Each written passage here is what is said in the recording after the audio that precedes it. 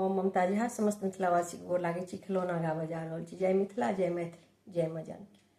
अंगना में नाचै छै नाटुआ की दुआ रे बधैया बाजू रे। अंगना में नाचै छै नाटुआ की दुआ रे बधैया बाजू रे। ललना रे दीदी लंग नाचै छै पमारिया की बउआ के दीदी के लइए जेतै रे। ललना रे दीदी लंग नाचै छै पमारिया की बउआ के दीदी के लइए जेतै रे। सहसुनी बउआ के पीसाजी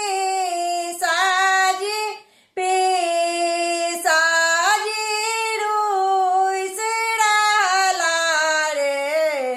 सहसुनी बउआ के पीसाजी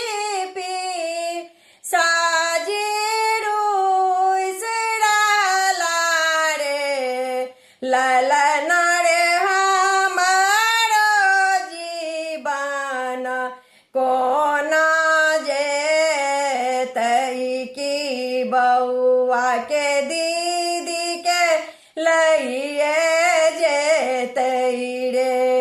ललना रे हमारो जीवन कोना जेतै की बउआ के दीदी के लइए जेतै रे।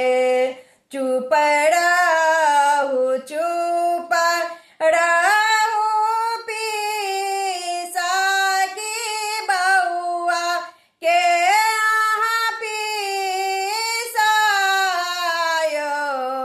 पीसायो दीदी छै नैहर के होशियार की अधहे रस्ते से चल एतैयो।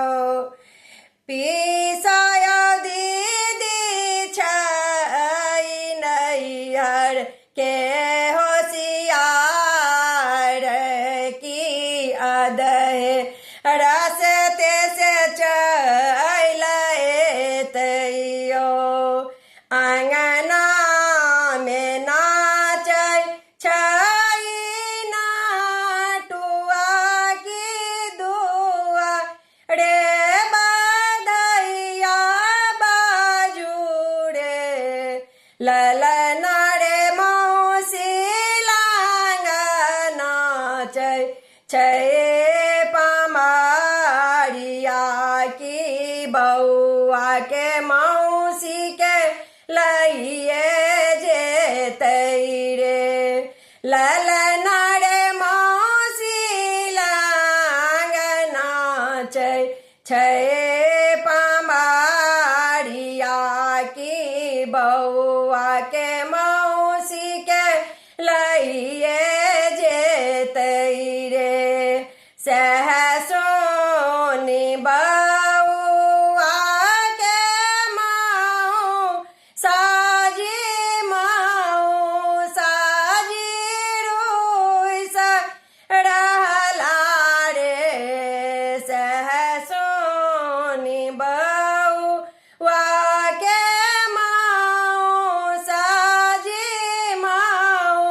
साजी रुइस रहला रे। ललना रे हमारो जीवन कोना जात की बउआ के मौसी के लइए जे रे ललना रे हमारो जीवन कौन जात की बउआ के मौसी के लइए जेत रे चुप रहो चुप रहो मौसा की बउआ के मौसा हे ललना रे बउआ के मौसी नैयर के होशियार की आधार से तसे घूर जेत रे ललना रे बउआ के मौसी नैहर के होशियार की आधार से तसे घूर जेत रे। धन्यवाद।